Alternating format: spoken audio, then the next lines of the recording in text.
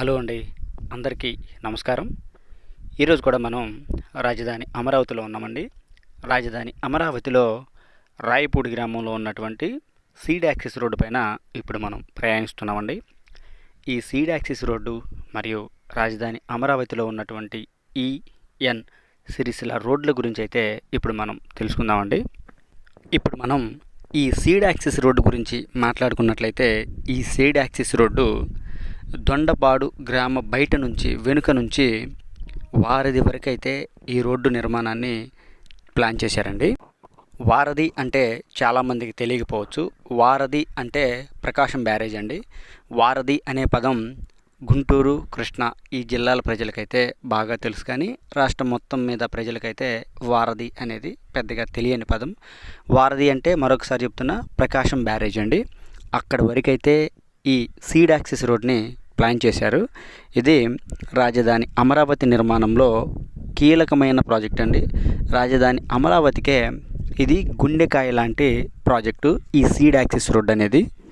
ఇప్పుడు ఈ seed axis road దాని యొక్క విశిష్టత ఏందో మనం తర్వాత మాట్లాడుకుందామండి. ముందైతే ఈ సీడ్ యాక్సిస్ రోడ్డు పనులు ఎలా జరుగుతున్నాయి అనే విషయాల గురించి మనం మాట్లాడుకున్నట్లయితే ఈ సీడ్ యాక్సిస్ రోడ్డు పనులు 2014-19 మధ్య కాలంలోనే పనులు అయితే మొదలయ్యాయండి. చాలా వరకు అయితే ఈ రోడ్డు పనులు కంప్లీట్ అయ్యాయి. ఈ రోడ్డు మొత్తం పొడవు 21 కిలోమీటర్లుగా డిజైన్ చేశారు. అయితే చాలా వరకు ఈ రోడ్డు పనులు పూర్తయిపోయాయి.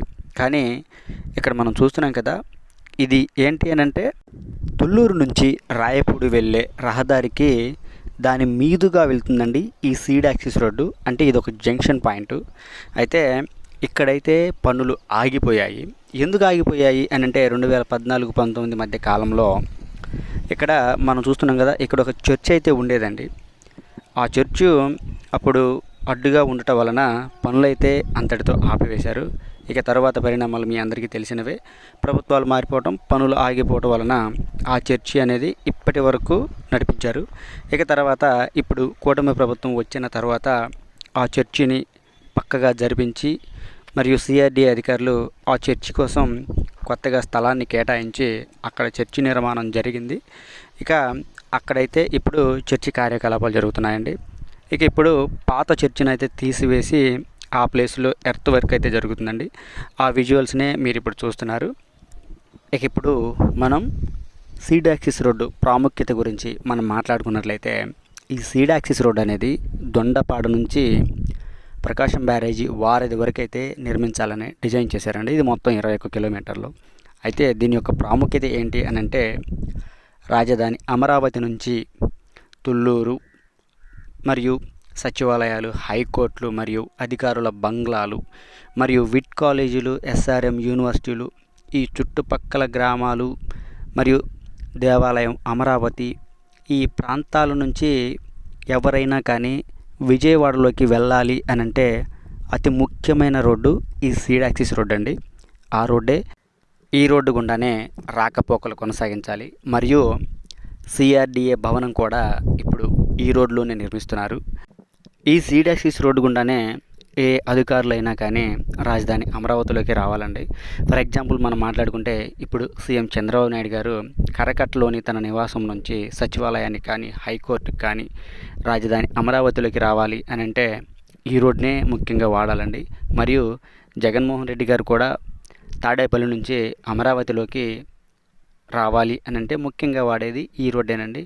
ఇప్పుడు హైకోర్టు జడ్జిలు కానీ, సచివాలయ సిబ్బంది కానీ, ఎవరైనా కానీ విజయవాడ నుంచి కానీ, తాడేపల్లి నుంచి కానీ అమరావతిలోకి రావాలి అని అంటే అతి ముఖ్యమైన రోడ్డు ఈ సీడ్ యాక్సిస్ రోడ్ అండి. ఇప్పుడు మనం ఈ సీడ్ యాక్సిస్ రోడ్డుకు సంబంధించి పనులు ఎలా జరుగుతున్నాయో మనం చూద్దామండి. ఇందాకే ఎర్త్ వర్క్ జరిగే ప్రాంతాన్ని చూపించాను. ఇప్పుడు ఇవన్నీ కూడా రోడ్డు నిర్మాణం కోసం వచ్చే కార్మికుల కోసం నిర్మిస్తున్న షెడ్లు అండి, లేబర్ క్యాంపులు. ఇవన్నీ చాలా ఒడివడిగా జరుగుతున్నాయి. ఒకరోజు చూసిన పని ఇంకొక రోజు ఉండట్లేదు. రోజు రోజుకి మార్పు వస్తుంది. చూస్తున్నారు కదా పనులు ఎలా జరుగుతున్నాయో.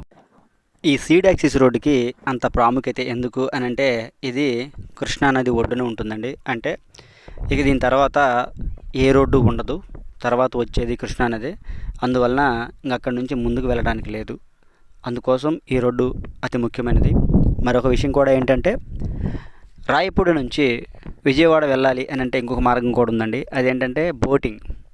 అంటే ఇది అన్ని వేళలా కుదరదు, బోటింగ్ కూడా ఉంది. రాయపూడి ఘాట్ నుంచి విజయవాడలోని పవిత్ర సంగమం అంటే పోలవరం కుడి కాలువ ఎక్కడైతే కృష్ణానదిలో కలుస్తుందో ఆ ప్రాంతానికి బోటు ప్రయాణం కూడా ఉందండి. దానిలో కూడా వెళ్ళవచ్చు. అయితే ఇది అన్ని వేళలా కుదరదు.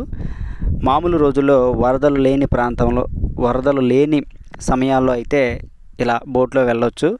అయితే రాయపూడి నుంచి ఇబ్రహీంపట్నంలోని ఈ పవిత్ర సంగమం దగ్గరికి వెళ్ళాలి అని అంటే 50 రూపాయలు ఛార్జ్ చేస్తారు. ఇక ఇప్పుడు మనం రాజధాని అమరావతిలో నిర్మించే ఇంకొన్ని రోడ్ల గురించి కూడా తెలుసుకుందామండి. అవి ఎన్ సిరీస్లు, ఈ సిరీస్ రోడ్లు అండి. ఇవన్నీ ఈ సిరీస్ రోడ్లు అయితే రాజధాని అమరావతిలో 16 నిర్మిస్తారండి. మరియు ఎన్ సిరీస్ రోడ్లు అయితే 18 రోడ్లు నిర్మిస్తారు. ఇది రాజధాని అమరావతి 29 గ్రామాల పరిధిలో ఈ రోడ్లన్నీ వస్తాయండి. ఈ రోడ్లన్నీ ఎక్కువగా అటు మంగళగిరి హైవేకి మరియు ఇటు సీడ్ యాక్సిస్ రోడ్డుకి అయితే కనెక్ట్ అయి ఉంటాయండి. ఎందుకంటే భవిష్యత్తులో అమరావతిలో ట్రాఫిక్ సమస్యలు ఎదురవ్వకుండా అటు హైవేకి కనెక్ట్ చేయటం వలన అటు గుంటూరు కానీ, ఇటు విజయవాడ కానీ, మరియు అటు తెనాలికి వెళ్ళాలన్నా కానీ ఈజీగా వెళ్ళవచ్చు. మరియు ఇటు ఈ సీడ్ యాక్సిస్ రోడ్డుకి కనెక్ట్ చేయటం వలన వారధి మీదుగా విజయవాడలోకి వెళ్ళడానికి చాలా బాగుంటుంది. ఇదండి ఈ వీడియో గురించి. ఈ వీడియో కనుక మీ అందరికీ నచ్చినట్లయితే లైక్ చేయండి, షేర్ చేయండి, ఛానల్ని సబ్స్క్రైబ్ చేసుకోండి. మరిన్ని రాజధాని అమరావతి వార్తలు తెలుసుకోవడం కోసం పబ్లిక్ పల్స్ మీడియా ఛానల్ని సబ్స్క్రైబ్ అవ్వండి. అందరికీ మరొక్కసారి నమస్కారం.